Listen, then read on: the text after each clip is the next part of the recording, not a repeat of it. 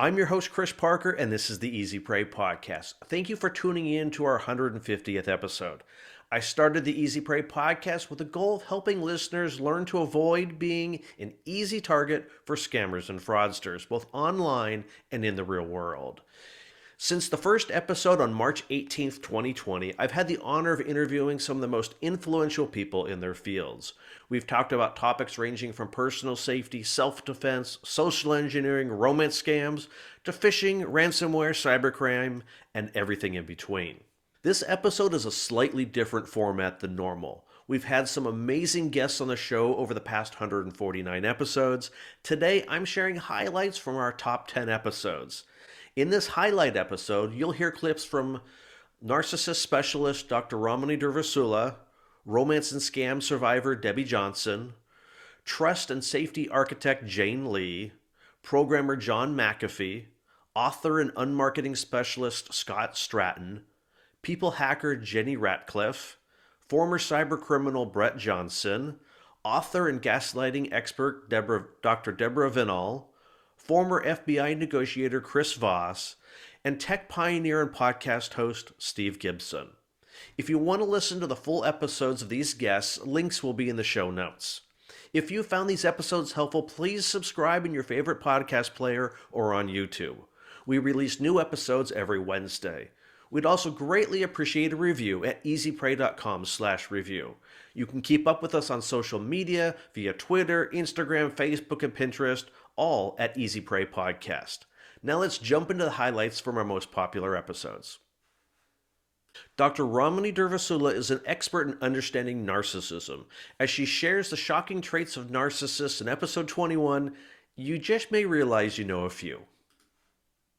Human nature is so fascinating, and I think that as a psychologist, especially as a clinical psychologist, you're equal parts, not just you could be a researcher, you're a scholar, you're a scientist, but there's also something almost shamanistic about it. Like, I think that as long as there's been two human beings in the world, one of them was trying to understand the other. And so it's been, although it's considered a science in its relative infancy, I think actually people have been trying to understand human nature for thousands and thousands of years. And so that's how I got into it. Now, this area of narcissism is a bit more of a recent 10 to 15 year kind of recent for me.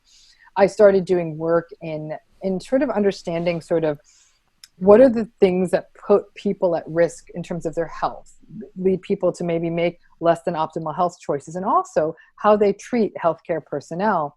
And one thing that we were noticing anecdotally is that there are some people who come into clinics and totally abuse the receptionists and abuse the nurses and ultimately abuse the physicians. Nobody liked being with them. People would cringe when they'd see this patient's name on the schedule. And I thought, this is interesting. First of all, I understand why they're cringing, but it all but guarantees that this person's not going to get the best quality health care. And so, but then I thought, what about in other areas of their life? And not surprisingly, the difficult patient in the clinic is the difficult partner, is the difficult sibling, is the difficult child, is the difficult parent. And this idea of difficult people then also started aligning with what I was seeing in my clinical practice, which were people who were in these marriages with people who just literally invalidated them, devalued them, did not listen to them, showed no empathy to them, and the pattern never ever changed. People would suffer in like this 5 years, 10 years, 20 years, 30 years, and every year making a new promise that maybe this year it's going to be different. Maybe this year it's going to change. Maybe when he gets a promotion, maybe when she gets the house she wants, maybe when the kids are older, maybe, and maybe would never come. And I saw that the fallout for people who stayed in these relationships, whether it was their parents, whether it was their partner, they were pretty shredded. And I thought, gosh, psychology isn't talking about this. Mm-hmm. This isn't the traditional violent relationship. It wasn't necessarily always the case that these people were being physically beaten up or sexually assaulted. It was very much like just this chronic, invalidating, unempathic, basically you existed to serve the narcissist kind of a situation. It really does a number on people. So that's how I got into it. And now I'm in it. And it's really sort of more as much of a mission and a vision as I could then as it is a sort of area of scientific interest of mine. I often hear like all these terms kind of thrown out together, and I'm sure there's differences between them, but you have narcissism, psychopaths and sociopaths, and maybe there's some overlapping between them. Can you kind of illuminate us on that? The distinction between narcissism, psychopathy, and sociopathy is one that a lot of people grapple with. The terms are often used interchangeably and incorrectly.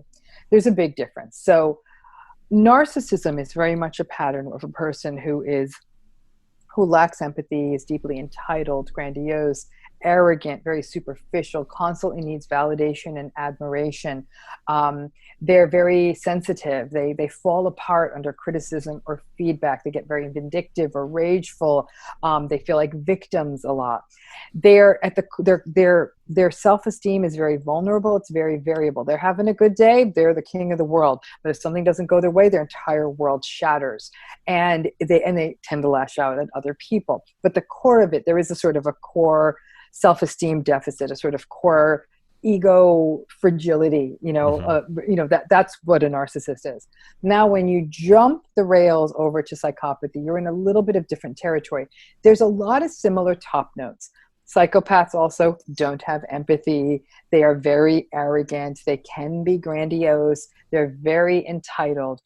But the chilling difference between the two is narcissists actually do experience remorse. Mm-hmm. And actually, they often experience that remorse as shame. And they don't like feeling shameful. So they'll often react with rage. They'll blame other people for what they did. But because they actually do it like, I shouldn't have cheated on my wife. I shouldn't have stolen that money. Psychopath, very little, if any, remorse. So they are more your hired assassins, the people who are willing to do cold-blooded stuff because honestly, it doesn't register. Psychopaths are unique, and there's some interesting research on the nervous system that shows that psychopaths are very what we call stress tolerant, meaning the kinds of stress that would put the rest of us spinning around, they're very, very cool under those conditions. They're also not prone to anxiety. So the things that would make a person anxious, think about it. Like if I saw someone's purse in a store open and there's cash in it, the thought of taking the cash out of that purse would I'm having panic thinking about that. I couldn't imagine doing that. That makes me anxious. Yeah. For a psychopath, there's zero anxiety. They just stick their hand in that purse and walk away, and there would not even be an ounce of a racing heartbeat or anything. So their autonomic nervous systems are very different. And because they don't get anxious, they don't get worked up, they're able to break the law, flout the rules, violate people's rights. They make great criminals because they don't feel remorse. And because they don't feel remorse, they actually do really well under questioning. Because they don't feel anxiety, they're really great under questioning. Now, psychopaths are much like some narcissists. They can be charming, intelligent, clever, charismatic, and very confident. And people say, well, God, these psychopaths sound terrifying. I said, maybe so. But on the surface, they are as suave and calm and cool. So people are very drawn to them. And because in our culture, we think calm and cool is confident, and we think confident is good, and those are not always accurate, good kinds of leaps to make, people fall into them. Sociopaths, a little bit different. There is some belief that psychopathy likely potentially has a genetic element. There are central nervous system differences we see in the brain of a psychopath. We often see that it tends to run in families, again, highlighting the possibility that there's a pretty solid genetic piece to it. They have that stress resistance. Your sociopaths are a little bit of a messier group. Some people argue that psychopaths actually are surprised that there are rules. They're like, this doesn't make sense to me. Like that guy did me wrong. I killed him. Like, what's the problem? And they literally almost all the way, like, in fact, people are like, is this person insane? The insanity defense doesn't work with psychopathy, just so you know. But they really don't get it. Sociopaths know the rules. They know the rules, and they still break them. Sociopaths tend to be more combative. They're your bar fighters. They're the person who will get angry in a bar and beat someone up. They are your very agitated guy in prison. They're constantly punching and fighting. They're messy. They tend not to be calm, cool, collected, charming, and charismatic. They're just much more blustery. And the sociopath can be something that can also come out of a difficult backstory. They've had maybe more challenges they've had to overcome. They may have come from a place where there's a lot of community violence or there has been trauma. That's not necessarily always the case with psychopathy. So I hope that makes sense. It's a long-winded explanation, but there's some definite differences between the two. And I'd say at the end of the day, the narcissist is insecure, does feel anxiety, does feel remorse. Psychopath doesn't feel any of those things. Much more cool, much more calculated. Debbie Montgomery Johnson was a victim of an online dating scam. In episode 49, she shared how she was drawn in and what red flags you should watch out for. So let's just jump right on into the story. Can you tell us your story and how it unfolded? Sure. And it started again like 10 years ago when my husband passed away suddenly. I was thrown into running his company. And I would work my business or my job in the morning. I'd come home after going swimming. I'd swim every afternoon to try to get control of what was going on. Because when Lou died, he died suddenly. And like I said, I was thrown into running his company. I didn't know everything I needed to know. So I spent a lot of time looking into my resources, his clients, the customers, everybody figuring out what to do. With that, I was really working 20 hours a day. I had very little time to grieve. I'm one of those fix-it type people. With the 4 kids, I make things run. And I wanted to make sure that everything was working fine, and I was fine. And I say that now, looking back, that I really wasn't fine. I pretended to be fine. I pretended to be self-sufficient, and everybody thought I was doing okay. And until some friends of mine about 6 months after Lou died said, "You need a life." And they didn't mean a working life. They wanted me to get out and about.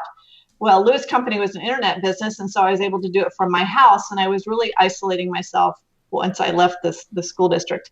And that's when my friend said, "Try online dating. It's safe. You can do it from your house. You can, I used to say I would stalk people. I wasn't really stalking, but I could look to see what I liked."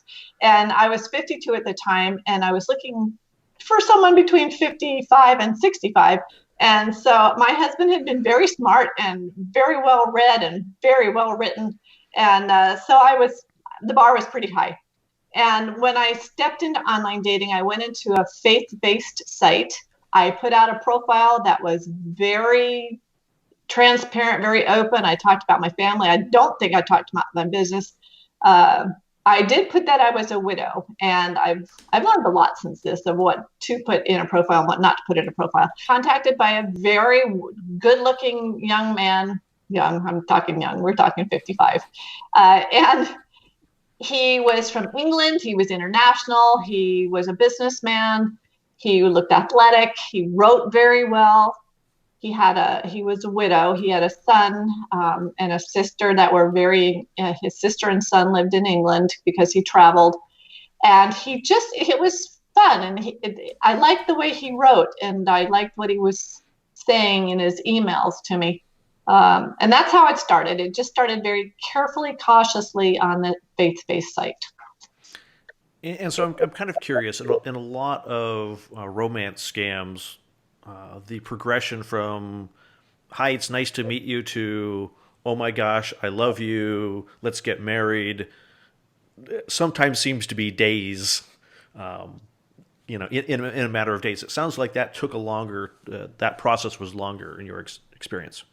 It did, but I do recall what happens very quickly is they move you off of the dating site. And the way he did that was to take me onto Yahoo Chat. I knew nothing about Yahoo Chat back then, but he said because he was in Houston when we started this, and then he had just gotten a contract over in. He was moving hardwood trees from Malaysia to India. A side note there is that the business he was in of hardwood trees, I actually owned investment trees in Costa Rica. He didn't know that when the story started. But as he was describing to me what he did, and I Googled the company and all these things, I could kind of relate to what he was doing. So because he was moving from Houston overseas, he said, "Let's go into Yahoo Chat. I can get it anywhere. It's very easy." And it was like instant messaging. To me, it was amazing because I could hear that ding, ding, ding of Yahoo Chat in the middle of the night. And I would jump out of bed and I'd come in, and the way we communicated was mostly through writing. We could write for hours, and it was fun. So we progressed. It did go relatively quickly. I think there was one time I recall now when I was thinking, you're saying your feelings for me are really fast. It's coming very fast. And of course, I just lost my husband. And so I wasn't ready for someone to start telling me that they loved me right off the bat. But that was something I did notice, that he jumped in a little bit quick. And that's when they start calling you my darling, my honey. I mean, all these words that they could really be talking to anybody. They don't have to remember your name when they say that. But he was just saying the right things. Mhm. And so when I got into this relationship with, his name was Eric Cole, Dr. Eric Cole, Eric listened to me. And for 2 years, we wrote to each other. And I've got 4,000 pages of journal that chronicles this whole thing. And throughout that time, I would tell him about the kids. I'd tell him about how I was feeling. I was telling him about how I got mad after Lou died, because he left me alone. And so I could really express my feelings through this. And the blessing of this whole thing is that over those years, I filled up that hole that had not been listened to. Mm-hmm. And that was a blessing. And he was, like I said, he was very good at listening and to responding back. We had great dialogues in our emails. When he was supposed to get here for Christmas, and that was almost a month and a half, 2 months into it. And at that, we had hotel rooms and all sorts of things for he and his family. When that got canceled, that was the first disappointment. But again, because he was an international businessman, he was doing business overseas, I understood some of the hangups that he had, the customs issues and the tariffs and those things. And so whenever I was asked to help him, it was more of a business proposition. Mm-hmm. And there was always the promise that he would pay me back. And with every disappointment, it was like, okay, you're so far into it now, just keep going. It's this one last time. And at some point, when you're sending money, you get to, oh my gosh, I've sent him this much money. I can't stop now because then I'll never get it back. So let's just do this one more time. Jane Lee went undercover to learn about the new online dating scam known as pig butchering. In episode 136, she explains how pig butchering works and what to look out for. Pig butchering is, we've all heard and know of like the old school romance scams or Nigerian prince scams where the end goal is to try to get someone to wire over some money. I describe in layman's terms pig butchering scam as romance scam on steroids because there is a crypto component to it, a crypto investment component to it, and the technological sophistication of the scammers. And so basically scammers bait their victims, or their targets, I should say, their targets on largely dating apps, but on other platforms like WhatsApp, actually any platform with any messaging component, I would say is at risk. But my investigative work was on the dating apps. Quickly move the target over to an encrypted messaging app. So in my case, it was WhatsApp. Of course, that adds that extra layer of anonymity for them to avoid detection. That's when they start. Actually, from the beginning, they always position themselves as successful business people. Mm-hmm. They have achieved financial freedom. They want to travel the world, retire by age 40. And they start by really romancing the target quickly. They use tactics like love bombing, which I don't know if anyone is into like behavioral psychology, but love bombing is not a healthy thing. So where you're just overwhelming the person, showering them with compliments and things like that. It's not really genuine love. And then they move over to manipulating their targets. And so they'll start talking about, hey, you should really start investing. Look how much I'm making with crypto. You're missing out. You could have made this money. And that's really to drive a sense of urgency. So to really try to get the individual to send over the money fast. What ends up happening is that they will actually, so for some periods of time, the target may be able to withdraw the funds. So it's actually tangible. So they see, hey, I'm making huge returns in a very short period of time. So the money and the profit feels tangible. And then ultimately there's a tax or a fee or something to have to withdraw that money. And at that point, I think most people quickly realize that they have been scammed, or they get ghosted by the person that they were interacting with. The term pig butchering, that is not, thankfully, coined by myself. That is actually what the scammers call it. And basically pig butchering, they refer to their victims as pigs that they plumpen up, they fatten up for the ultimate slaughter. Yeah, the scammers themselves. So their victims, they refer to as the pigs, and they're plumpening them up with the compliments. It's completely morbid. And ultimately they lead them to the slaughter, at which point in which they drain them of all their funds and, walk away with, in some cases, millions of dollars. How did you get to be a target, so to speak? Yeah, so it was first brought to my attention. So I mentioned at SIFT, we do work with a number of dating apps or websites. And it was first surfaced in our network of dating apps.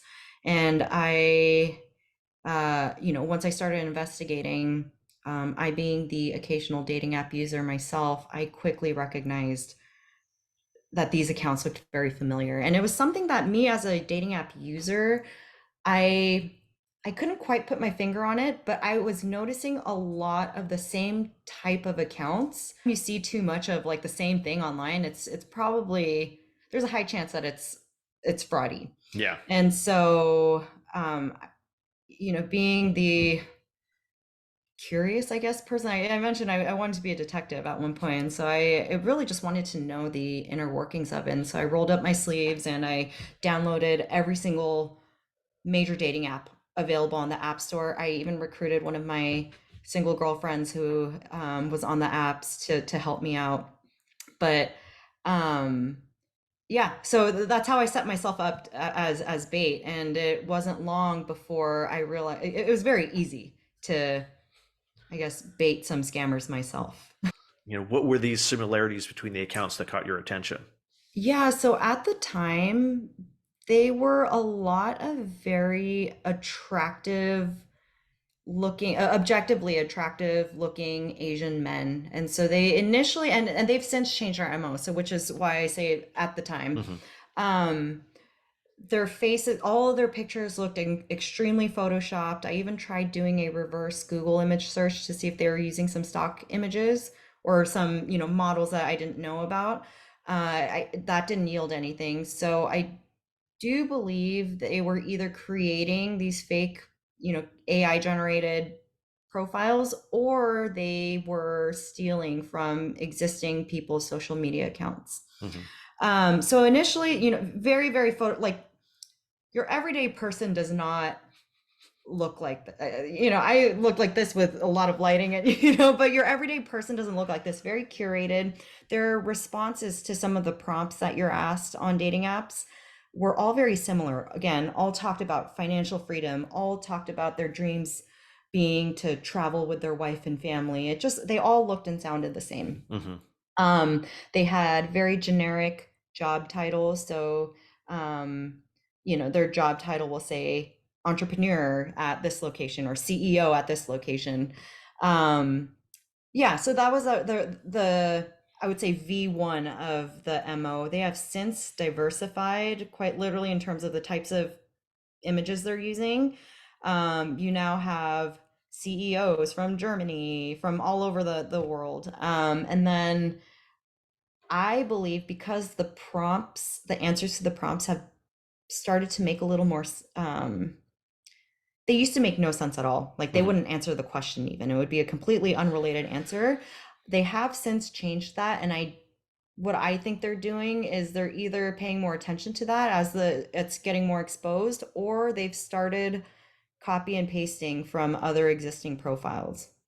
John McAfee worked hard to stay hidden while he was on the run from the U.S. government. In episode 26, he shares the unexpected costs of privacy. So I know that privacy and security is paramount to you and highly valued in your world, and would love to spend some time talking about that. Is that good for you? You bet. Let's do it. So I'm kind of curious of like what precautions you take when you go online, because you are remaining in incognito mode, so to speak. What do you do to keep yourself safe? Well, first and foremost, neither myself nor my wife, Janice, have cell phones, at least. These are the universal spy devices. And if you have one, even if you buy a brand new one, if you call even 3 people that you called before and a government is looking for you, they're going to find you within 5 minutes. Plus the telephones are, smartphones are susceptible to, spyware, which you can get by just cruising on Pornhub or something like that. So we have no phones. Number two, we are in a Faraday cage where no signals can come in or leave. It's soundproof because it used to be made out of tinfoil, or almost tinfoil. If you go back about a year, you will see that this room was all tinfoil. It got very ugly. The light reflected, and we eventually soundproofed it, put the soundproofing over it. But it's a Faraday cage, so that none of my electronic communications, like Wi-Fi or anything else, will get out of this room. The next thing is we have to have, obviously, a serious virtual private network, not something like a NordVPN, which you can download from Google for $80 a year. That's not going to protect you people.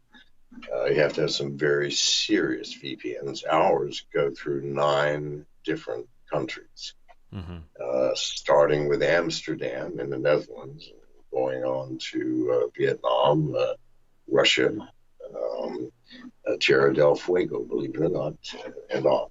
And so it makes our communications a little bit laggy sometimes. But so just the normal precautions that any security expert would recommend. Disinformation, we give as much disinformation as possible. We will visit a country for a day or two and take 35 photos and then publish them on Twitter, suggesting we're in Germany or the south of France or the west coast of Spain or once Portugal, 3 times England, whatever. So that people are continually guessing. You have to be vigilant, and it's work every day in order to remain hidden.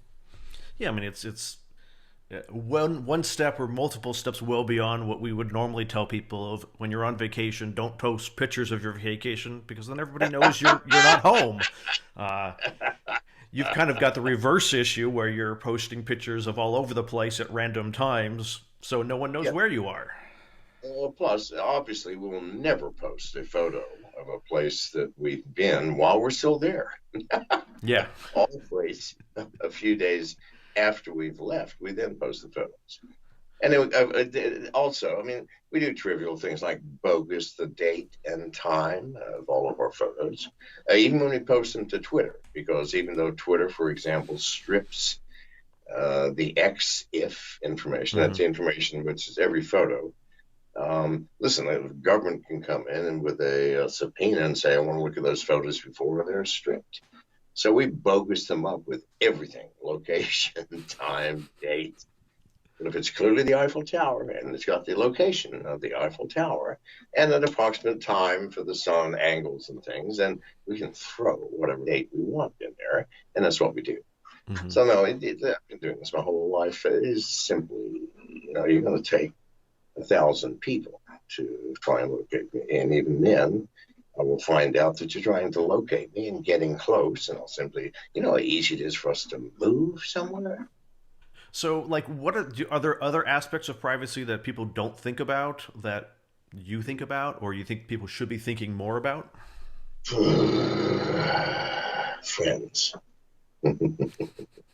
This is the biggest problem, all right? No matter how careful you are, how smart you are, we all have friends. Sometimes those friends are not quite as aware of reality as we are. I hate to admit this.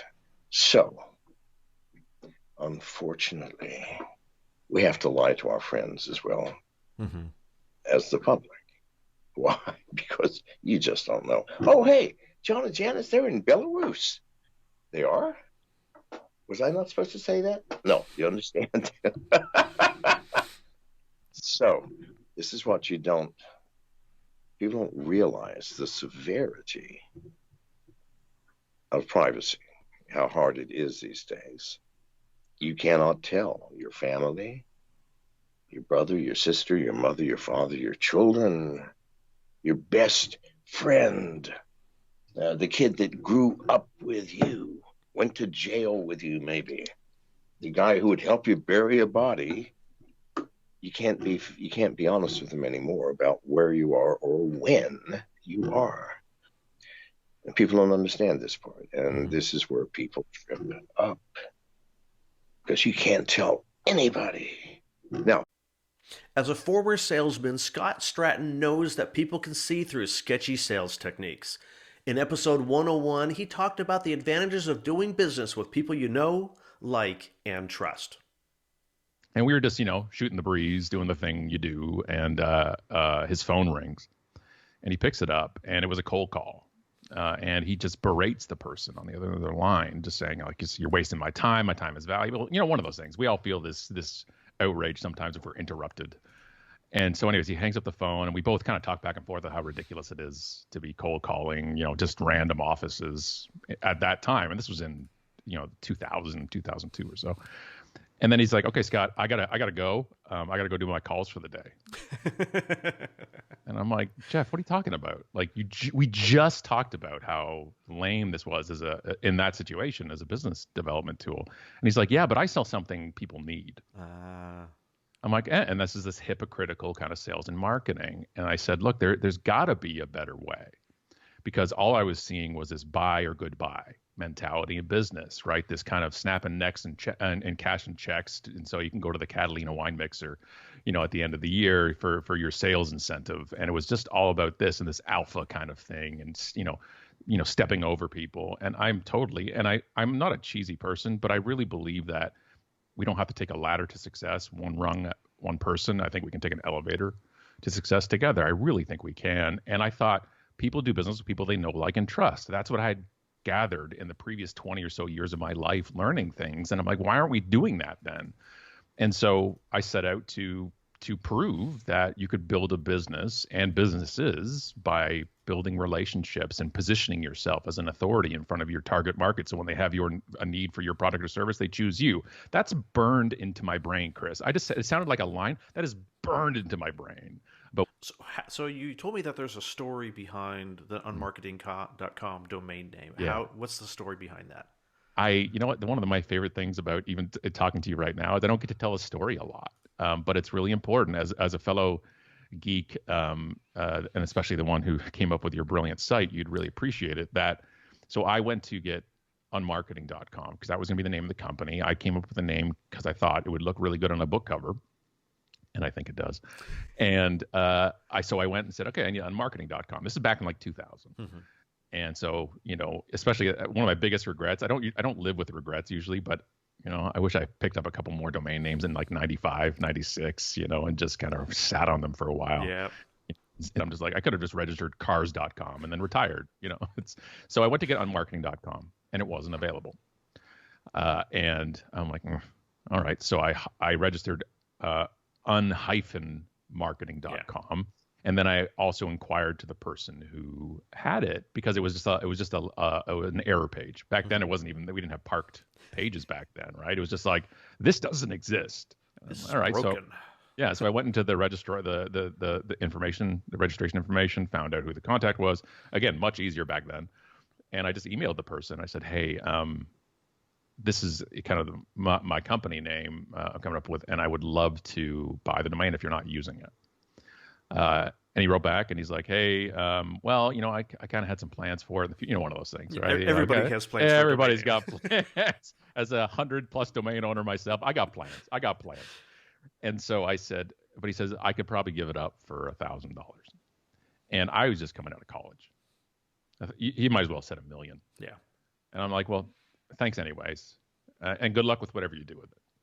And I went with un-marketing.com. And so, as you can understand, like right now, as you're listening, anytime I was on the radio or a podcast, I would have to say un-hyphen, but not the word hyphen, a dash, but not DASH, like an actual line.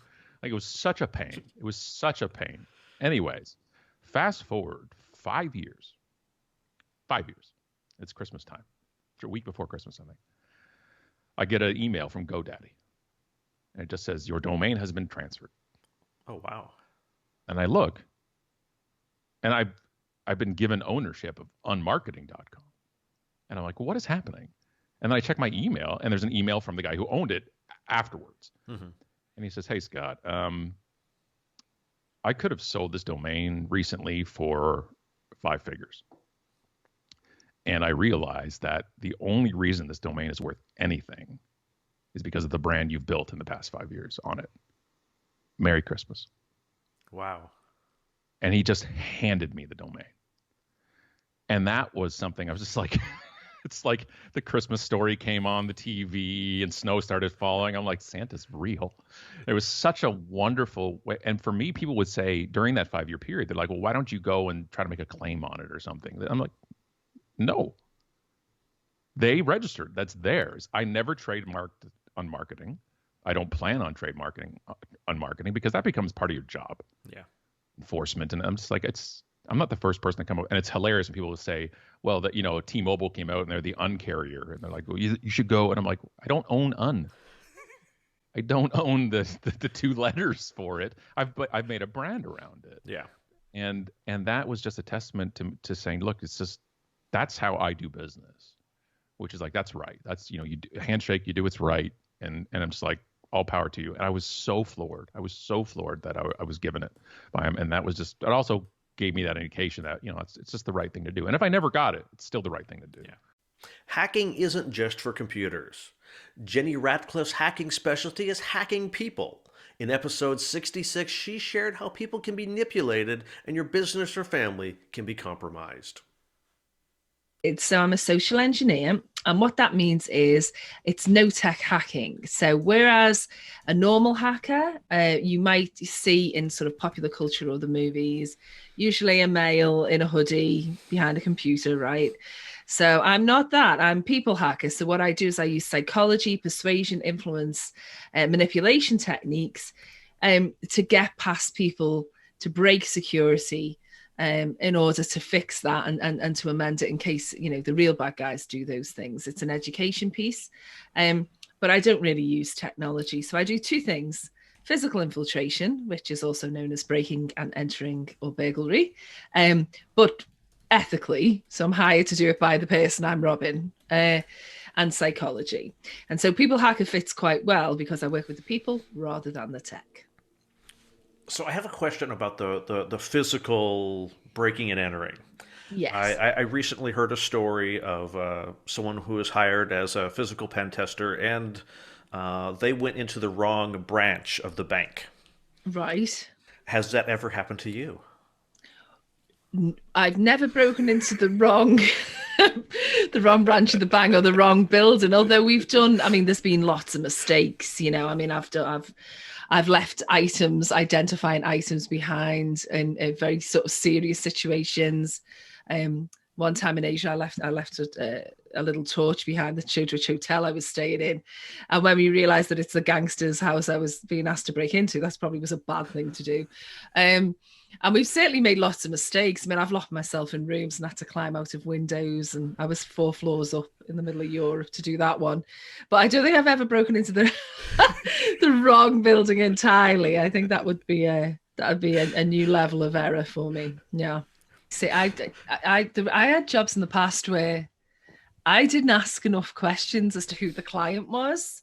So I kind of assumed that the client, because I kind of knew them a bit, assumed that they were legitimate and were working on behalf of whoever's property I was getting into. And in hindsight, I probably should have asked a few more questions. Maybe I wouldn't have ended up lying on the ground with armed guards looking for me. But, you roll with the punches, Chris. Psychological stuff. Sometimes with when I'm waiting for someone to take the bait or to click on a phishing link or to tell, particularly if it's a colleague and I'm listening in and we're waiting for them to give the last piece of information, that can be quite fun as well. But I think the physical stuff it's more theatrical and I suppose more dramatic. Your goal was there never to be any evidence that you were ever there. Ideally, you don't really want them to know you've done it. You want them to be astounded. I leave little octopuses and business cards and things everywhere. I have little silver octopuses I leave.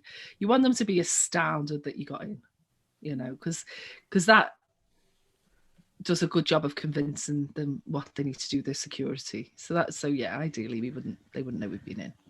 I mean, I guess if you're leaving trinkets behind, it's almost the where there's, you know, they open up the safe in the morning and the little octopuses in the safe, and they're like, oh my gosh, how did they get in, and how did Jenny get in and do this? I took early days, I did take a few photographs of myself sitting in the CEO's chair and stuff, and I just thought it was just a bit egocentric. So I thought, instead of being me, there'll be just evidence that we've been there. It used to always be business cards, and I've got thousands and thousands of photographs, sort of all on like a drive that's kind of locked away and hidden of just where those cards are. Yeah, I don't even remember where some of them are, because it'll be a picture of a desk or a pipe or a roof or something, or a coffee pot with a business card in. And, you know, and that goes in the report. And I number them sometimes. I might have 25 business cards with numbers on. And a number say, like, you know, you find this, call the number. And I know I still, the odd time, get someone ring and say, yeah, I've been told to call this. I'm like, God, that was from a pen test from like 2007. You know, and you found number 21. So hello, I found a business card's number 21. I'm supposed to ring this number. Like, what? Oh, that's got to be interesting. Like, and then that person was probably not even there when the pen test happened. And I only even remember which business it was or which test it was, because we will put a code on it. And I only started doing that latterly because of exactly that problem. People are drinking, go, yeah, I found number 16, and I've been told to ring and say I found number 16, and I'd be like, this sounds really amateurish for me to go, what company was that again? Because there might be quite a lot of those. There's quite a lot of my business cards lying in offices all over Britain and the world, but you know, particularly in the UK, you could literally be anyone, son. I'm going to start looking for business cards when I travel and just see if I can find random things laying behind. Or maybe I should leave them around. I have deniability because I've said it on your show and others. Like, I suppose I've said it in public more than once that anyone could just be framing me. So it might be me. That's a good answer. I know. but I guess there is a certain amount of, even the physical entry, there is a certain amount of social engineering involved in that as well. I mean, I think of one company I worked for. We were renting an office, and the property management sent out a letter to all the tenants, basically saying, watch out for people coming into your office, you know, carrying clipboards or briefcases. Mm-hmm. They would walk into the office, head towards a conference room, like not even talk to anybody, just with that air of authority of, I'm supposed to go to that conference room. Mm. And as they would walk by some woman's desk, they would just grab a purse and then walk out the other exit door. And no one would even think to stop them and ask them who they are, what they're doing, because they had that air of authority of authority's a good one. Intentionality. It's one of Cialdini's top sort of 6 influence and strategies is authority, and the high vis vest and the clipboard. Yeah, it's a cliche, but it works. But God, it's working now with the COVID thing. I mean, I did a pen test a couple of weeks ago. But COVID inspector, wait there. And they all just waited. It's like, you know, and okay. I would genuinely would advise anyone here who's in charge of security or has got anything to do with security who's listening to this. You know, we're recording it just as a lot of countries in the West certainly are starting to hopefully tentatively go back to something like an on-prem working model. Just know that your people do not know which way is up. And if someone says COVID, wait, they will wait. COVID, write down your email. I had a pad, write down your email on the pad for the COVID check. And I just thought, I'll try it and your password underneath. Now, do it now. Thank you. It's a pain, isn't it? I know it's a pain. I had to do it as well. Thanks very much for your password. Stop. But it's because nobody knows what the rules are anymore, you see. You know, one piece of advice is If someone tells you to keep something secret, it's code. Tell your kids it's code to come and tell me straight away. That's a code. It's a password. Tell me straight away. And that's almost the same thing we need to do with staff. We need to say, if something feels wrong, you feel like you've done something wrong, and that someone's kind of coerced you or fooled you, that's code to come and tell the security team straight away. And then the security team genuinely has to be sympathetic. You know? That was one of my triggers for in telling people, like, if you're you think, even if you don't think you're being scammed by someone, as soon as they tell you, like, not to talk to somebody, or they start coaching you on what to say, like, that's the huge, And the quicker you can do it, the better. It's like with romance scams. The minute that you get that, like, nagging doubt, get it out there right away, because it's like a bully. It's like you give the bully your lunch money and they say, just give me your lunch money today and I promise you I'll leave you alone. And then Tuesday comes and they want it again. And by the time, they've got your lunch money and your bus fare and everything else, you just have to kill it as soon as you identify it. It just has to be out in the open and it'll end. What you'll get is the beginning of the end of whatever it is, however bad that is. As a renowned cybercriminal, Brett Johnson helped define cybercrime as we know it. He now uses his experience to protect people from the kind of person he used to be. In episode 37, he shares his story of how cybercrime works. You've been referred to as the original internet godfather. There's like, I see you rolling your eyes already, but there's got to be a great story behind it. Can you tell your story? Sure. I guess the best way to start with that is, how did I get that title, right? So that title comes from me being convicted of 39 felonies. I was placed on the United States Most Wanted list. I escaped from prison. And what really got me the title, I built the first organized cybercrime community. It was called Shadow Crew. It was a precursor to today's darknet and darknet markets. It laid the foundation for the way modern cybercrime or financial cybercrime channels still operate today. Of course, I went to prison, and rightfully so. If anyone ever needed a stint in prison, it's Brett Johnson. I'll tell you that one. So what was it that your organization was doing? So Shadow Crew, if you look at organized cybercrime, whether we're talking about credit card theft, phishing, account takeover, tax return identity theft, any number of things like that, before Shadow Crew, there's actually 3 sites. There's Shadow Crew, Carter Planet, and Counterfeit Library. So I ran both Counterfeit Library and Shadow Crew.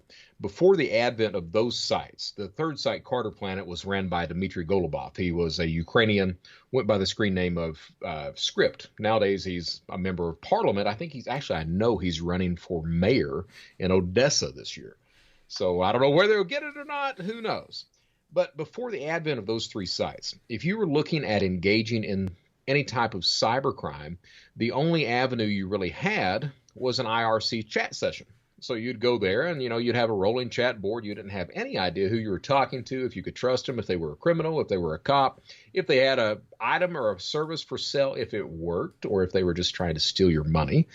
So what Counterfeit Library and Shadow Crew did, they provided a trust mechanism that criminals could use. Now you had a large communication channel that's forum-type structure where someone in different time zones, they could reference conversations days, weeks, months old. You knew by looking at someone's screen name what the skill level of that person was, if you could trust that person, if you could learn from that person, or if you could network with that person. Because if you look at the necessities of cybercrime, there are 3 things that have to work in conjunction for cybercrime to be successful. It's gathering data, committing the crime, and then cashing out. So all 3 things have to work together. If they don't, the crime fails. Why even try? What you see time and time again is the problem with that is that one specific criminal cannot do all 3 things. He's good in one area, sometimes 2, rarely all 3. And that's why, again, these forums, these marketplaces exist today. They allow that one specific criminal who is not good in one area to network with other criminals who are good in those areas. And that's typically what we see time and time and time again. So that's what Shadow Crew, that's what Counterfeit Library did. Shadow Crew makes the front cover of Forbes, August of 2004. October 26, 2004, United States Secret Service arrests 33 people, 6 countries, 6 hours, and I am the only guy publicly at that point mentioned of getting away. They picked me up February 8th, 2006, 2005, and they gave me a job. The Secret Service did, and I am that idiot that continued to break the law from inside Secret Service offices for the next 10 months until they finally found out about it. At which point I go on a cross-country crime spree, steal $600,000 in about 4 months, wake up one morning the night before I'd stolen $160,000 out of ATMs, wake up the next morning, signed on to cartersmarket.com, which was ran by a friend of mine named Max Butler. There is my name, U.S. Most Wanted, beside of it. So me being the idiot that I am, what do you do, Brett? You've just made the United States Most Wanted list. Well, let's go to Disney World. And that's exactly what I did. So, yeah. How did they catch you at Disney World? Would they catch you on a camera or airport? Like Triggerfish. Triggerfish? Triggerfish. So nowadays it's called Stingray. Back then it was called Triggerfish. So Stingray is actually the next generation of the Triggerfish device. So for the audience, can you explain what a Stingray device is? Sure, it is a device which spoofs a cell phone tower. It can actually locate your cell phone within back then, it may be closer now, but back then it could locate your cell phone within a 7-foot radius, and not only your cell phone but all the other cell phones in that area. So it could do any number of things, and the federal government likes to keep that so secret that they will dismiss charges against you if you start to try to bring it up in court. So that's what happens. An associate of mine, Daniel Rigmaiden, he was convicted. Well, he was arrested for tax return identity theft. I'm the guy that started that whole thing. So everyone's tax returns that's delayed every single year. I am that son of a bitch that started that stuff. Taught Daniel Rigmaiden how to do it, set him up with the Secret Service so they could arrest him. He ends up spending, I think it was 3 or 5 years in a county jail defending himself. He files over 1,000 FOIA requests. My goodness. Yeah. That's busy. One of the requests happened to mention something about a device spoofing cell phone towers. At that point, he was like, I want to know about this. Prosecutor comes in and says, hey, just plead guilty. We'll let you go by with time served. So he was looking at 20 years, ended up serving, I think, 6 or something like that. So not bad for him. Gaslighting is a term that many of us have heard, but not all of us know how to recognize. In episode 84, Dr. Deborah Vinall explains what it is and what to do when it happens to you. So let's talk about gaslighting. What the heck is it? Yeah. Well, gaslighting is a targeted form of psychological control and manipulation. It's often accompanies other abuses, sexual abuse, physical abuse, emotional abuse. And it's a way of gaining the upper hand, of gaining control by making you doubt your own self, your own memories, your own perceptions. So it involves pathological lying, but with an added edge of really causing self-doubt, making you feel like you're crazy. Can you provide an example of what a conversation or what an interaction might sound like? A simple example would be maybe you did something. Maybe you just swept the floor right there with your partner at home, and then they start berating you for not having swept the floor, and you know they saw you do it, you know you did it, but they just kind of insist on this, and to the point where you think, am I confused? Did I do that yesterday? Am I losing my grip? Am I going crazy? Because they're just so sure of themselves. And so a pattern of that over time can obviously really break a person down. Yeah, I can imagine. Is it mostly kind of in interpersonal partner relationships, or is this the sort of thing that you even see with coworkers, bosses, just random people out in the public? Yeah, you're going to see it anywhere, unfortunately. Intimate partners, parent-child dynamics, politics, bosses, friendships even. Anywhere where if there's a pre-existing power imbalance or the person is trying to create one to gain the upper hand, that's where there's ripe opportunity for gaslighting to happen. So kind of one of those pandemic questions. Do you see more of it kind of as a result or more visible during the pandemic when people are maybe cooped up a little bit more together, or a little bit less impulse control, that this sort of thing comes out more? Well, I wouldn't say that gaslighting is a result of impulse control. It's actually very, very calculated. Okay. Yeah, there's different kinds of gaslighting, and I talk about it a bit in the book. In that, the worst classic form is a real sadistic, narcissistic person who's carefully cultivating this reality that puts him in control, or her. Um, and then there can be a gaslighting that's more of a defensive posture of I just can't bear being wrong, so I'm going to change the narrative and protect myself. And so that could accompany an impulsiveness for sure. Is there more of a balance where is one of those two more common than the other? Well, it's definitely easier to recognize this more sadistic, narcissistic type. Yeah. And it's more clear cut there.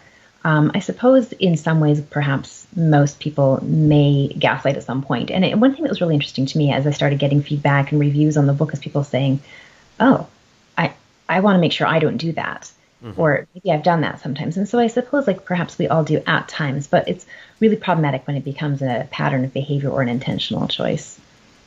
So before we jump into how to deal with someone else who's exhibiting this behavior, you talked about people like, gosh, I want to make sure that I'm not doing it. How do people stop themselves from the pattern? Well, I would say humility is really number one, right? And you already see that when somebody asks that question, that they're not the typical gaslighter because they're not trying to gain the upper hand. So when you have that humility and that desire to look inside, you're already 10 steps ahead of everybody else. Already on the path to resolving it once you realize I might have an issue. Yeah. And really, gaslighting is so much about, like I said, power and control dynamics. But if you are able to recognize the inherent worth of every other person around you and not, see that everybody is just as valuable as you are and hold that truth as you interact with people, you're not going to gaslight because you're not choosing to manipulate somebody in order to gain the upper hand. Gotcha. Sure. Well, some of the characteristics you might see is somebody who's very entitled, somebody who can never be wrong, is somebody who's often very charismatic and likes to tell stories about themselves, kind of curating this reality or this persona they want others to accept. There tends to be a lot of self-focus in somebody who's a pattern gaslighter. You might notice the way they talk about other people, not just the way they interact with you. If they're always putting people down or making comparisons or nicknaming people, that's a real red flag to watch out for. And how they interact with you is as somebody who undermines your achievements while elevating their own. And these are all definitely red flags. As a former international kidnapping negotiator for the FBI, Chris Voss has plenty of experience with high-stakes negotiations. In episode 106, he shares his tips for the negotiations we face each and every day. Yeah, the good stories are really kind of a secondary benefit of the book. I mean, it's really actionable, easy to absorb advice. Makes a lot of sense. It's some of the academic books that are out there are so cerebral that you're like, all right, so this makes sense to me. I just don't know what to do with it. Yeah. Like we tell you specifically what to say and try it out and find out what's going on. So my teaching experience really began as an FBI hostage negotiator. We taught it to local law enforcement. I mean, and that's a tough crowd. Yeah. Like they are not interested in an academic. You figure it out based on my multi-syllable jargon and the philosophy. I don't want people testing stuff in a negotiation circumstance. Let's see if this works. Yeah. Or even if it does, I mean, teaching cops is sort of like playing the Apollo. You better be good or you're going to get booed off the stage. They're very practical people. They got problems they have to deal with right now. And so with that approach to the teaching, then when we got, my son and I got the whole Black Swan method together and started rolling out of business schools, the students liked it because they had real problems they want help with right now. And that's really one of the biggest things about the book is it's really actionable, easy to learn. Some of the stuff is counterintuitive, which means it's going to scare you. And so then you getting out of your own way is one of the problems. I kind of wonder, are there situations where we are negotiating and we don't realize it? That just kind of day-to-day life situations where we don't think of it as a negotiation, but the other person might be. Yeah, the most dangerous negotiation is the one you don't know you're in. So if the words I want or I need are either coming across your lips, in your mind, if they're coming across the lips of the other person or in their mind, you're in a negotiation. I mean, you really are. The commodity that's always at stake in negotiations is time. People think, well, it's only a negotiation if I got dollars in mind. Time, and then really what people miss is implementation. One of my favorite examples. Are you in a negotiation at Starbucks? So Black Swan team would say, yeah. Now, what makes us say this? A couple of years ago, I meet a guy who started this sort of website global phenomenon called Secrets, because I'm talking about hidden negotiations. And he says, hey, I got something to tell you. And so the Secrets concept is send me your secrets anonymously. I'll share them with the world. Other people are struggling with the same thing you are. It's going to help them to know that they're not in the same boat, or not that you're in the same boat. You're not by them yourself. So he says, I get a brand new, still in a wrapper, Starbucks coffee cup sent to me with a note that says, I give decaf to people who are mean to me.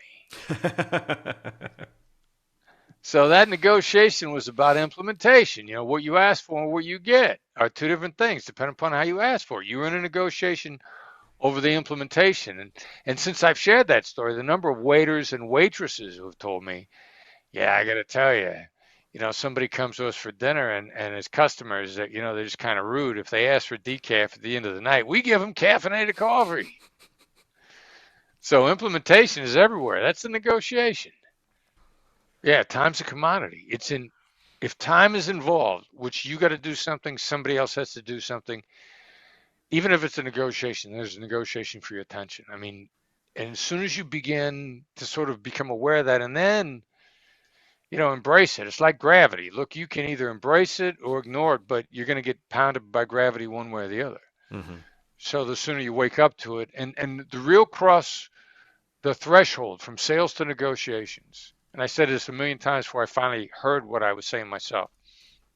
Sales is somebody's trying to get you to think I want. And as soon as you think that, you're in a negotiation. I want a cup of coffee.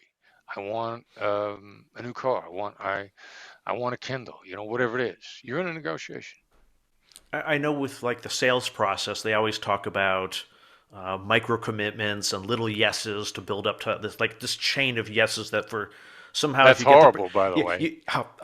I see salespeople do it to me, and I'm like, it just creeps me out when people do it. Like, I'm not going to drop $20,000 on something just because I said yes 40 times. Right, exactly. So is there a comparative in negotiation or an opposite? Yeah, well, one of the things that we discovered, and it's one of the craziest things that we stumbled over, but getting somebody to say no instead of yes completely changes the dynamic. Like we'll say, instead of do you agree, we say do you disagree? Instead of do you want to do this, we say are you against? Have you given up on? I mean, we changed literally every single yes question to a no question. Now, what happens when you do that? What's the advantage? People have been conditioned to feel that when they say no, they feel protected. Consequently, they're more able to evaluate options regardless. Like I might say, look, do you disagree? And they'll say, no, I don't disagree, but here are the following things that I need. Now, because they said no, they feel they can lay this stuff out for me. And none of those things are micro commitments. Now, if I say, do you agree? And you say, yes, but here are the following things I want. There's a feeling that every yes is a micro commitment. And you get into this creeped out feeling that you were talking about just now. Like, I ain't ready to commit. Yeah. I got no problem telling you what I need to commit. But even if I say that what I need, I want to reserve the option to still not commit. And it becomes a much more open conversation when the other person doesn't feel like every yes has got a fishhook buried in it. Steve Gibson has been working on computers since before the internet existed. In episode 108, he shares how the internet was not designed with security in mind and what kind of online security we can hope for in the future. when the internet happened, Microsoft looked around and thought, oh crap, we don't have an answer for this. So they got a TCP/IP stack from somewhere and just slapped it into Windows. And it's like, oh, now we have internet. Well, yes, but you also had file and printer sharing, and everybody had their drives connected to everybody else's. And what happened when the internet got added to Windows is everyone's C drive was not firewalled. It was on the public internet, like strangers' C drives, which sounds insane to say it today, but this was, 35 years ago. Yeah. It was really what was happening. Microsoft just rushed into this, get Windows on the internet, and security was like calling it an afterthought is sort of an understatement. So that's where Shields Up came from. Was it occurred to me that I could create a website that people could go to, and just as I had innocently mapped someone's C drive to my computer, and in horror, this thing could check their computer for its ports to see whether they were exposing their files and printers. So, of course, that was 105.5 million tests ago. Since I knew I was going to be talking today, I checked the count yesterday, and that's a good number because I do a list of IPs and don't double count even when people use it. So it's sort of become a bit of a staple, sort of very much as, what is my IP has become a staple on the internet. You and I have been at this for a while. That sort of got my foot into the security side, and I've been sort of doing both ever since. Hard drive data recovery, keeping SpinRite current, although I've been a little negligent, and then internet security has been a real interest because it's obviously a big problem. Yeah. So I was wondering because, to me, I was thinking about this. When the internet started, there was almost this implicit trust. We think about, spam was not a thing. If my mail server handed email to your mail server, your mail server trusted that it really was coming from me and not some forged email address. And yeah, you're right. The way I would put it is it was a miracle that you could send email to someone. Yeah. It's like, what? This works? It was incredible. And as we know, the internet was never designed with any security. It was DARPA and then ARPANET, and the idea that universities could actually send email or create a group and correspond, it was a miracle. And you knew all 10 people who were on the internet back then. So it wasn't like, there were any strangers who had any access at all. So the things that sort of evolved from my thinking about this as much as I have is just how not designed for real people this was. Yeah. The fact that our mothers have to type http://. It's like, what is wrong with this picture? This was not designed for people. This was designed for techies, and we've just foisted it onto the general public who are like, well, boy, these people are weird who invented this thing. And then it's been constantly well, gosh, that's not really secure. How do we solve that problem? How do we solve that security problem? How do we solve that security problem? Oh, that fix caused a new security problem. Right. It's classic security as an afterthought. It's like building a house and not considering that you should have door locks. Yeah. It's like, oh, wait a minute. Were there even doors initially? Initially, there were no doors. Right. And then it's funny because I think back, just even with the change from HTTP to HTTPS, that it was oh, well, that means it's secure. That means it's safe. That means you can trust that website. And now Problem it's solved. Well, it no longer means you can trust the website, just that your data is encrypted between here and there. So I guess, from one standpoint, it is the case that this stuff is complicated, where back 30 years ago, we were solving easy problems of security. Now, because, and the other big problem, of course, is cryptocurrency has created a way for bad guys to get paid without getting caught. And as soon as you create a way for the bad guys to get paid without getting caught, then you give them an incentive to do bad things that are going to force people to pay them. Yeah. And so we've created this new system. 10 years ago, there were viruses, but they just sort of were there because you could do them.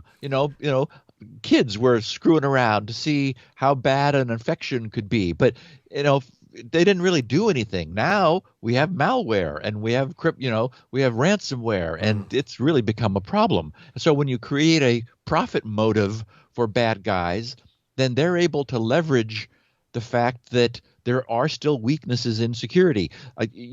So your point is things are way better today, but not perfect. Thank you for listening to the 150th episode of the Easy Prey podcast. If you found any of these guests interesting, their full episodes are linked in the show notes. Show notes and a transcript of this specific episode can be found at easyprey.com/150. Please take a moment to subscribe, like the episode, and share it with someone you think might find it helpful. Thank you for listening.